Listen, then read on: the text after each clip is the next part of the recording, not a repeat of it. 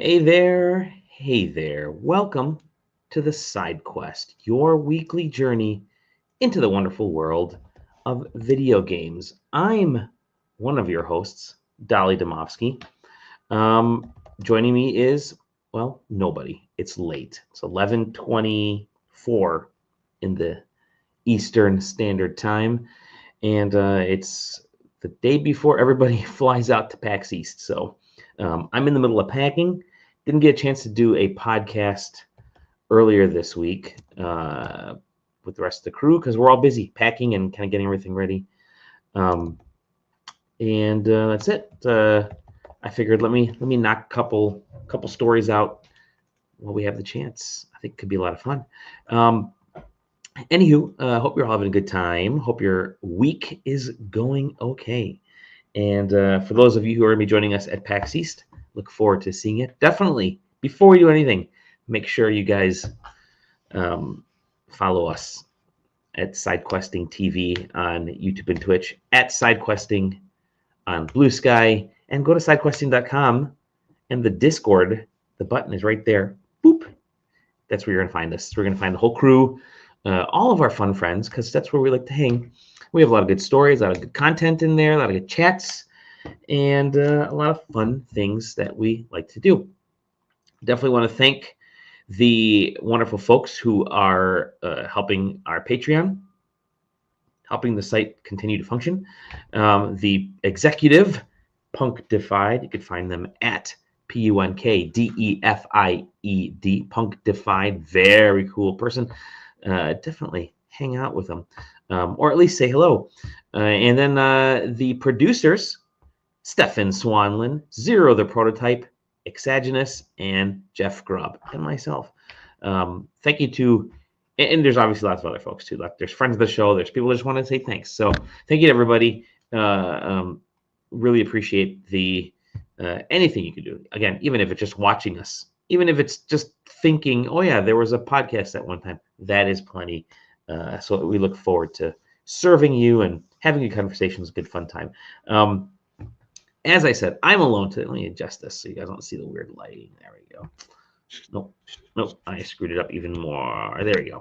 I'm alone today. I'm just going to blast through this as quick as possible because I have to finish packing. I want to try to get everything done shortly here. We've got all our fun stuff. What did I do to this? Oh, I think I may have broken my secret lab chair.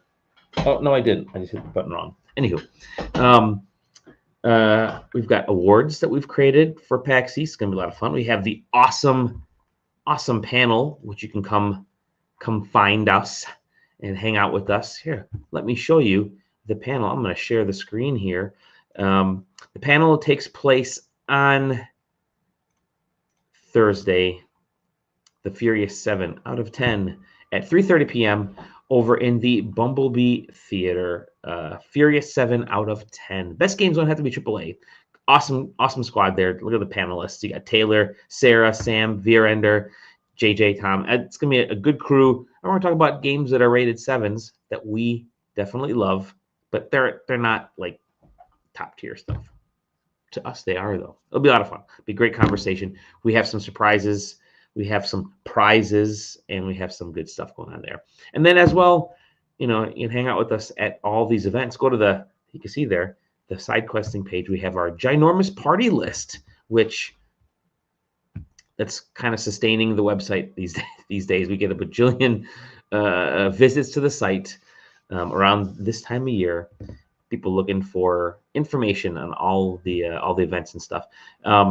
Obviously, you want to go to all these things if you can. Go to as many as you can.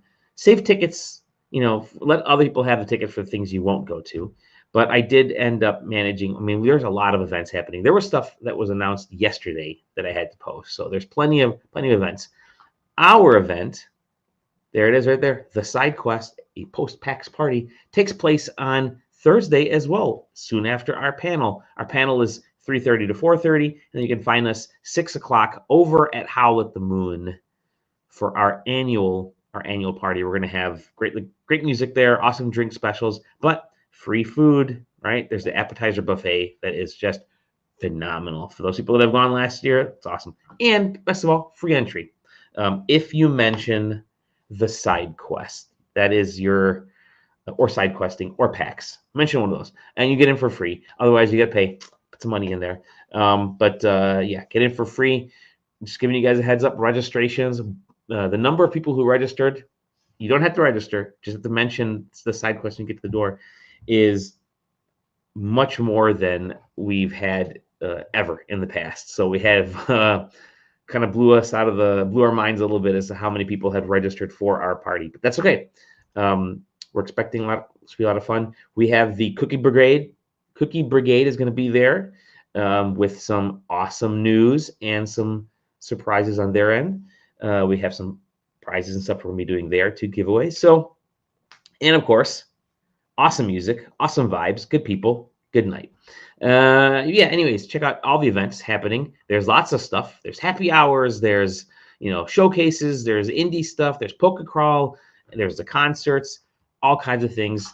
Definitely check all that stuff out. It is worth it. It's worth it to connect and to mingle with people, because that's kind of the joy of PAX. Yeah, you get to see the games, but actually meeting folk and getting to know people, making friends, that's kind of, I think that's even better. The memories are the best.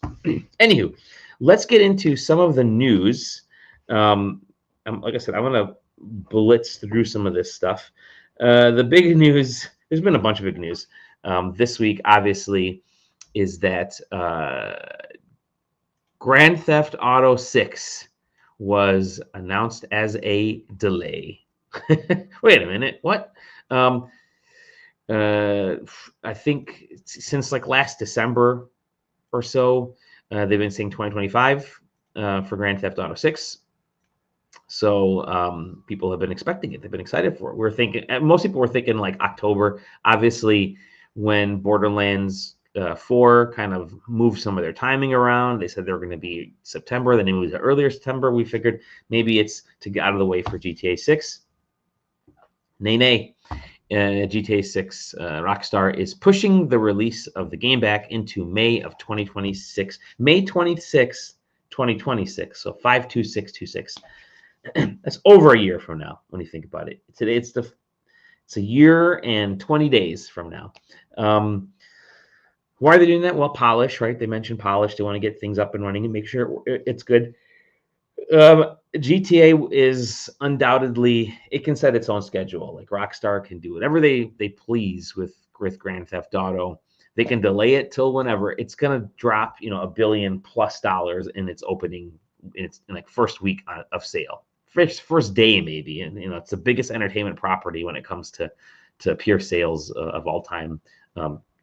Like stuff like that. So, not a big issue for them. It does kind of mess around with all the other schedules of everything entertainment wise. And what I mean by that is, yeah, games, now there's some more breathing room. In the fall, you may see some announcements of games getting pushed forward, games that you didn't have dates for. Now are probably going to get their dates figured out here in the next month. So you might see a lot of stuff getting announced and readjusted for that.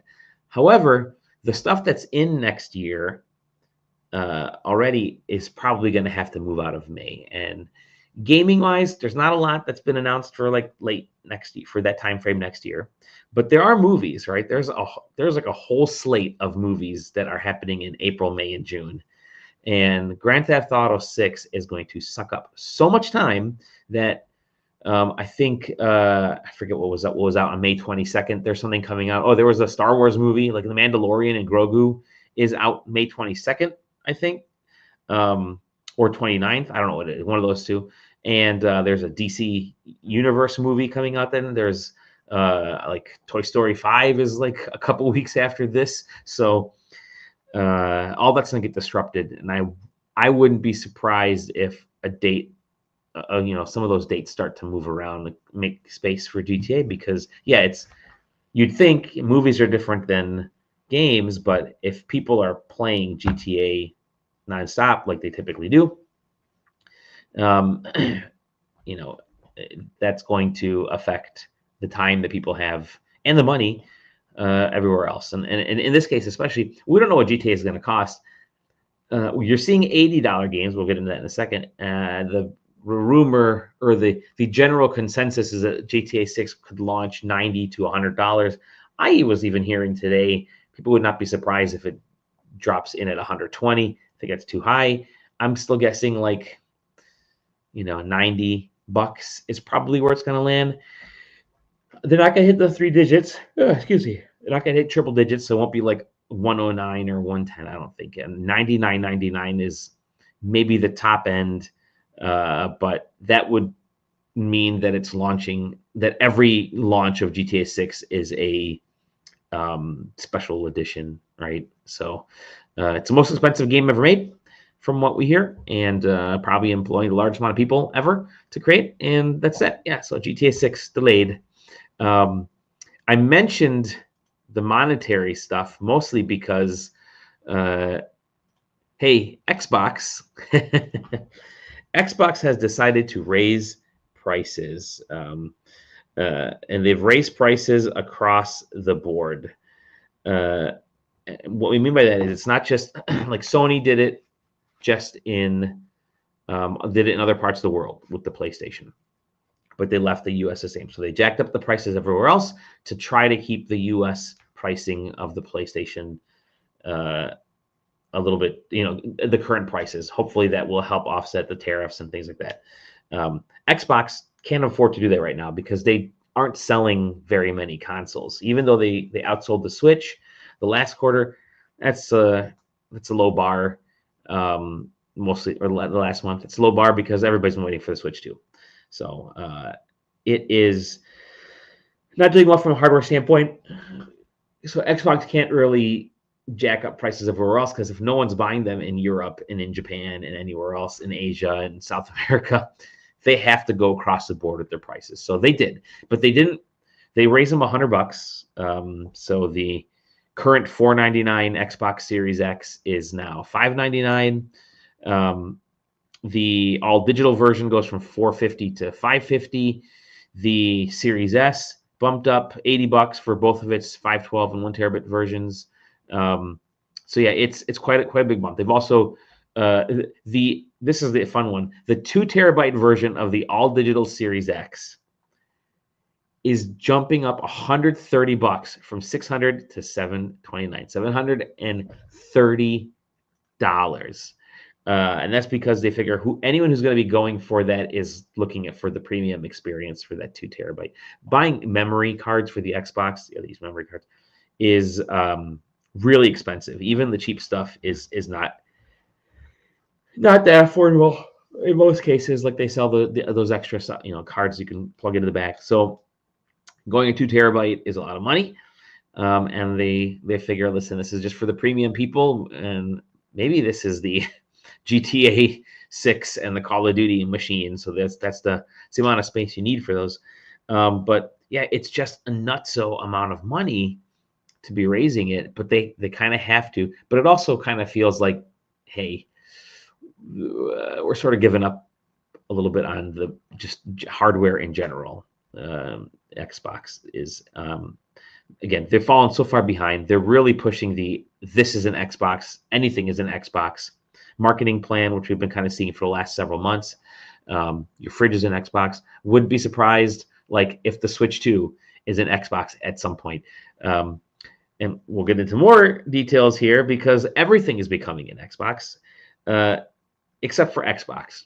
If you own an Xbox console, you're probably happy with it. You're not really getting all that much PlayStation stuff on there. I think MLB and was it Lego Horizon? No, that wasn't on the Xbox. But a lot of Xbox stuff is going elsewhere. It's going to PlayStation. It's going to PC. It's going to Switch. It's a difficult proposition right now to get to sell people on an Xbox piece of hardware when Game Pass. I've been playing Game Pass. I played Clair Obscur on Game Pass, Blueprints on Game Pass through my phone, through this device, which I already had. Just hooked up the controller, and I was all set. I had an old Xbox One controller that I was able to get to work on it. I think Bluetooth controller. It is not a good time in hardware land. There's a lot of Spider-Man pointing going on. People trying to figure out what to do over there. You know, there's the sort of the quote unquote portable Xbox that could be coming later this year, which is really just sort of a partner product. So it's going to be for everything we've heard is going to be like one of the Logitech or the ROG Ally, whatever that is. One of those devices that's just sort of branded a little more Xbox-ish. You know, it's got Xbox built in with Game Pass and it's the streaming and all that fun stuff. So that's kind of the situation with Microsoft. It's really becoming weird to you know, figure out ways to get super excited about that hardware, especially with that crazy price, and also especially since their biggest properties right now are going to other platforms. As you can see here, Gears of War Reloaded, which is the sort of the remastered version of the very original Gears of War game, is now coming to PlayStation 5. Obviously, the Xbox stuff, they've been sitting on this for a while. I think the all three, you know, the first three Gears of War games have all been somewhat remastered, somewhat updated. This, I think, was the first one that they really had locked and loaded, and they've been sitting on this forever. All of the people that we've talked to have said, and it's now on. It's heading to PS5 day and date, and you're going to see that a lot more often. I mean, you just saw Forza Horizon go to PlayStation 5, where people are eating it up. You had all the games, you know, you have a bajillion games go to PlayStation. I would not be surprised if at some point, I know they're kind of holding on to Halo, but I still think Halo is going to end up there. So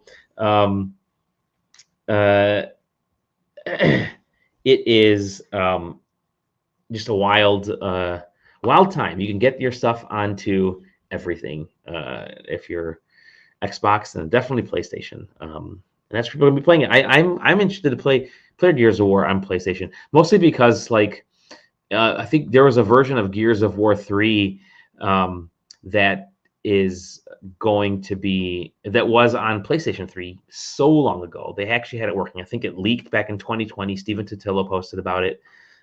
So this was like a 2010, 11, 12 game, whenever that was, that leaked.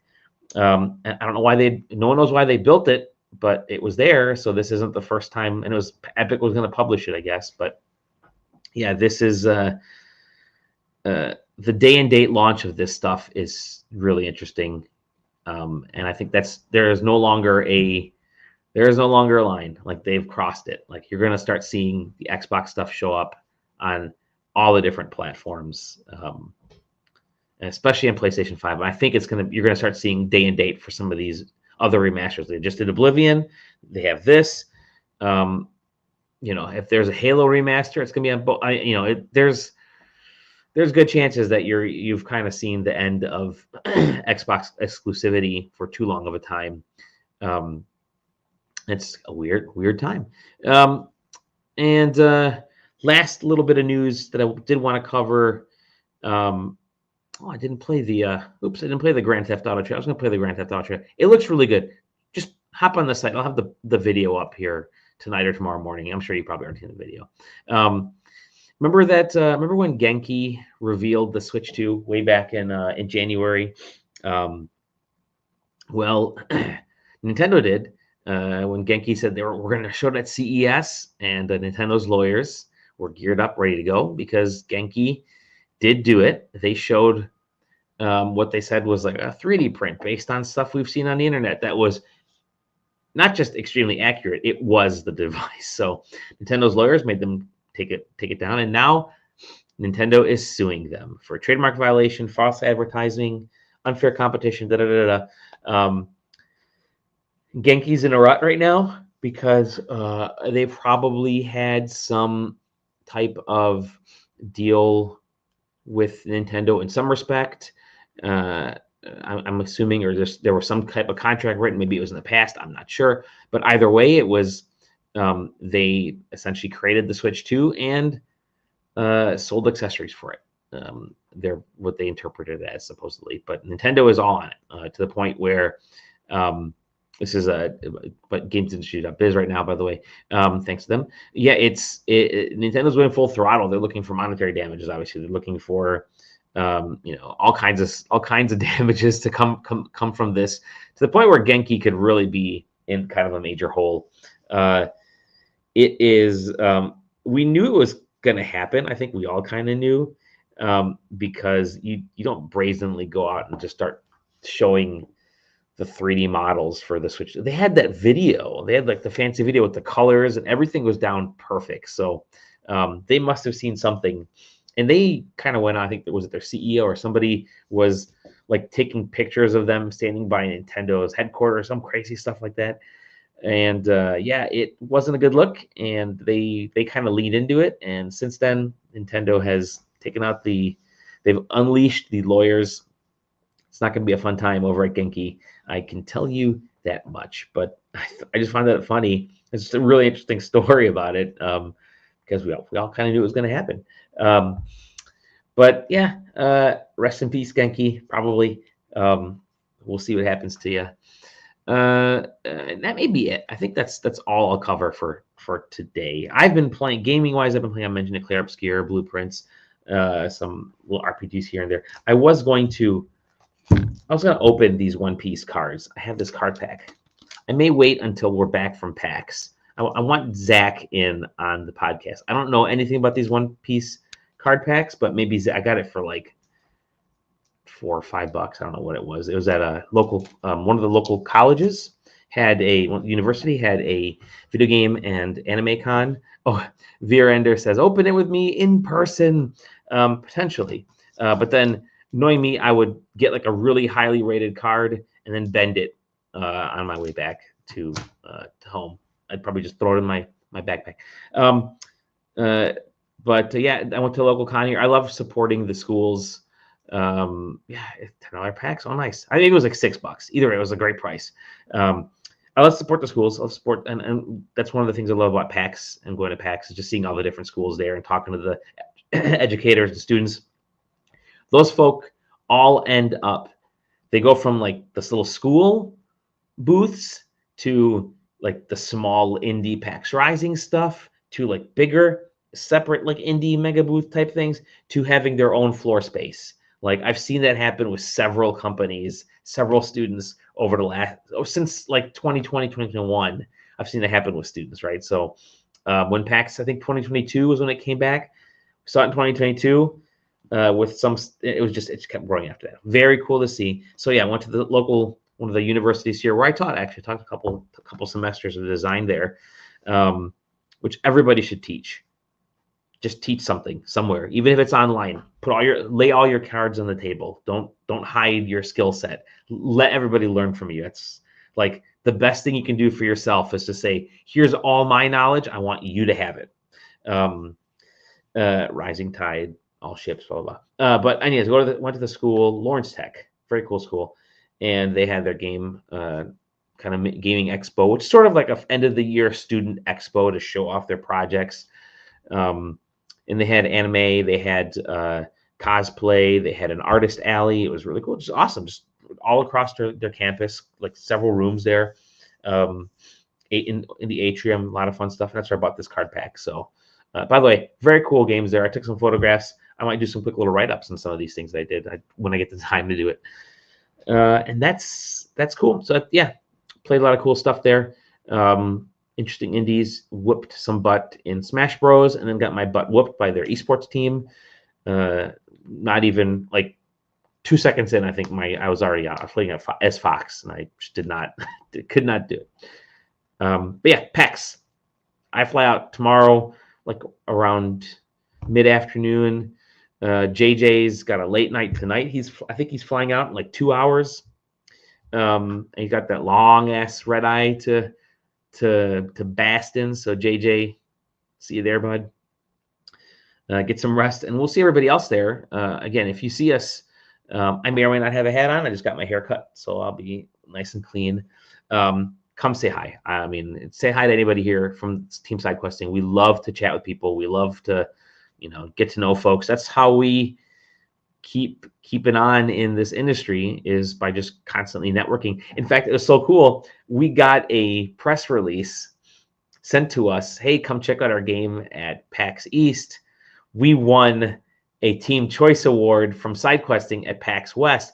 This was a blanket email to everybody on the media list, but they had the link to our award that we gave them. And sure enough, I checked our stats. And I'm like, oh, a bunch of folks have been clicking on that to our website. This is really cool. So it's just really cool to see that kind of stuff.